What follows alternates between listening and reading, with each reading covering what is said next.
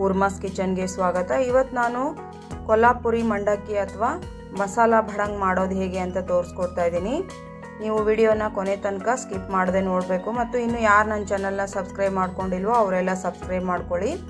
ಈಗ ಒಂದು ಕಡಾಯಿಗೆ ನಾನು ಒಂದು 5-6 ಸ್ಪೂನ್ ಎಣ್ಣೆ ಹಾಕಿಬಿಟ್ಟು ಒಂದು ಅರ್ಧ ಸ್ಪೂನ್ ಸಾಸಿವೆ, 1/4 ಸ್ಪೂನ್ ಜೀರಿಗೆ ಹಾಕಿ ಒಗ್ಗರಣೆ ಮಾಡ್ತಾಯಿದ್ದೀನಿ.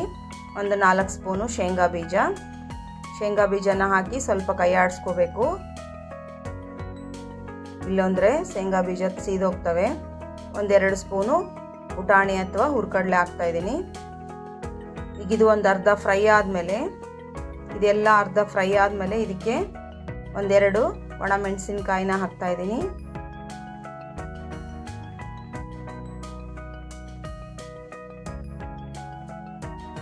ಒಂದು ಗಡ್ಡೆ ಬೆಳ್ಳುಳ್ಳಿನ ನಾನು ಸುಲಿದೇನೆ ಸುಮ್ಮನೆ ಬಿಚ್ಕೊಂಡು ಸ್ವಲ್ಪ ಜಜ್ಕೊಂಡು ಹಾಕ್ತಾ ಇದ್ದೀನಿ. ಜಜ್ಕೊಂಡು ಹಾಕೋದ್ರಿಂದ ಅದ್ರ ಫ್ಲೇವರ್ ತುಂಬಾ ಚೆನ್ನಾಗಿರುತ್ತೆ ಮಂಡಕ್ಕಿಯಲ್ಲಿ.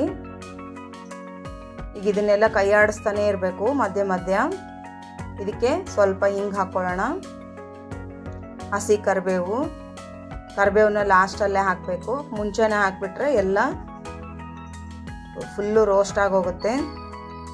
ಇದಕ್ಕೆ 1-2 ಸ್ಪೂನ್ನಷ್ಟು ಪುಡಿ ಮಾಡಿರ್ತಕ್ಕಂಥ ಸಕ್ಕರೆ, ಒಂದು 4 ಸ್ಪೂನ್ನಷ್ಟು ಪುಟಾಣಿ ಹಿಟ್ಟು, 1.5 ಸ್ಪೂನ್ನಷ್ಟು ಅಚ್ಚ ಖಾರದ ಪುಡಿ ಹಾಕಿ ಚೆನ್ನಾಗಿ ಮಿಕ್ಸ್ ಮಾಡ್ಕೋಬೇಕು. ಒಂದು ಅರ್ಧ ಸ್ಪೂನ್ನಷ್ಟು ಅರಿಶಿನ ಕೂಡ ಸೇರಿಸ್ಕೊಳ್ಳೋಣ.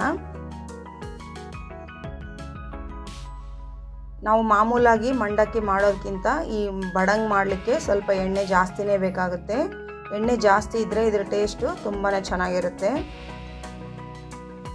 ಮಂಡಕ್ಕಿನ ನೀವು ಬಿಸಿಲಲ್ಲಾದರೆ ಒಣಗಿಸಿ ತೊಗೋಬೋದು, ಅಥವಾ ಇದಕ್ಕೆ ಡೈರೆಕ್ಟಾಗಿ ಹಾಕಿ 1-2 ನಿಮಿಷ ಬಿಸಿ ಮಾಡಿದರೂ ಅದು ಕ್ರಿಸ್ಪಿ ಆಗುತ್ತೆ. ಈಗ ರುಚಿಗೆ ಎಷ್ಟು ಬೇಕೋ ಅಷ್ಟು ನೋಡಿಕೊಂಡು ಉಪ್ಪು ಕೂಡ ಸೇರಿಸ್ಕೊಂಡು ಮಿಕ್ಸ್ ಮಾಡ್ಕೊಳ್ಳೋಣ. ಸ್ಟವ್ನ ನಾನು ಸಿಮ್ಮಲ್ಲೇ ಇಟ್ಕೊಂಡು ಮಾಡ್ತಾಯಿದ್ದೀನಿ. ನೀವು ಬೇಕು ಅಂತಂದರೆ ಎಲ್ಲ ಚೆನ್ನಾಗಿ ಮಿಕ್ಸ್ ಮಾಡಿಕೊಂಡು ನಂತರ 1-2 ನಿಮಿಷ ಸ್ಟವ್ ಆನ್ ಮಾಡಿ ಫ್ರೈ ಮಾಡ್ಬೋದು.